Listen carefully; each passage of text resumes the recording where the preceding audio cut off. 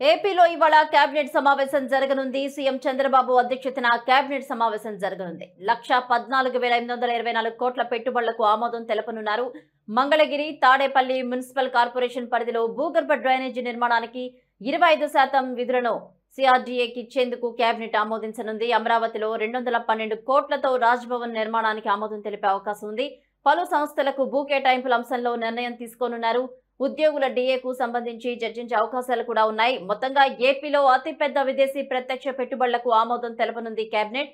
87,520 కోట్లతో విశాఖలో రైడెన్స్ Infotech data centre ఏర్పాటుకు ఆమోద ముద్ర వేయనున్నారు. కేబినెట్ లో 1,14,824 కోట్ల పెట్టుబడులకు ఆమోదం లభించబోతుంది.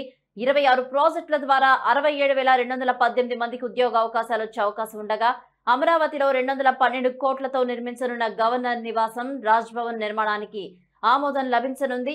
ఇటు కృష్ణానది ఒడ్డున అమరావతికి గవర్నమెంట్ కాంప్లెక్స్ నిర్మాణంలో భాగంగా రాజ్భవన్ జరగనుంది. ఇటు మంగళగిరి, తాడేపల్లి మున్సిపల్ కార్పొరేషన్ పరిధిలో భూగర్భ డ్రైనేజీ నిర్మాణానికి 25% నిధులను సిఆర్డీఏ ఇచ్చేందుకు ఆమోదిస్తారు కేబినెట్.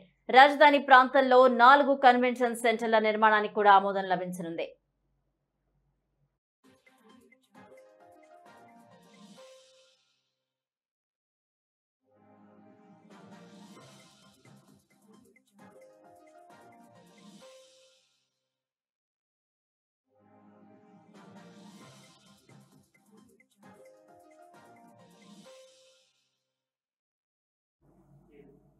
ఇటు రాజధాని నగర్ జోనింగ్ నిబంధనలో గ్రీన్ సర్టిఫైడ్ భవనాలుండేలా అవసరమైన మార్పులు చేర్పులకు ఆమోదం తెలపనుంది cabinet. Amaravati quantum computer centre నిర్మాణానికి ఎగ్జిక్యూటివ్ ఏజెన్సీగా సిఆర్డీఏ వ్యవహరించేలా కేబినెట్ లో ఆమోదం తెలిపే అవకాశాలున్నాయి.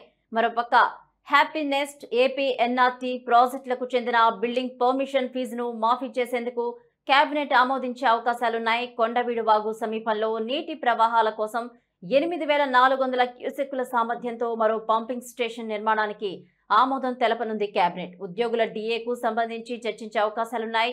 ఇక పలు సంస్థలకు భూ కేటాయింపులకు ఆమోదం తెలపనుంది ఏపీ కేబినెట్.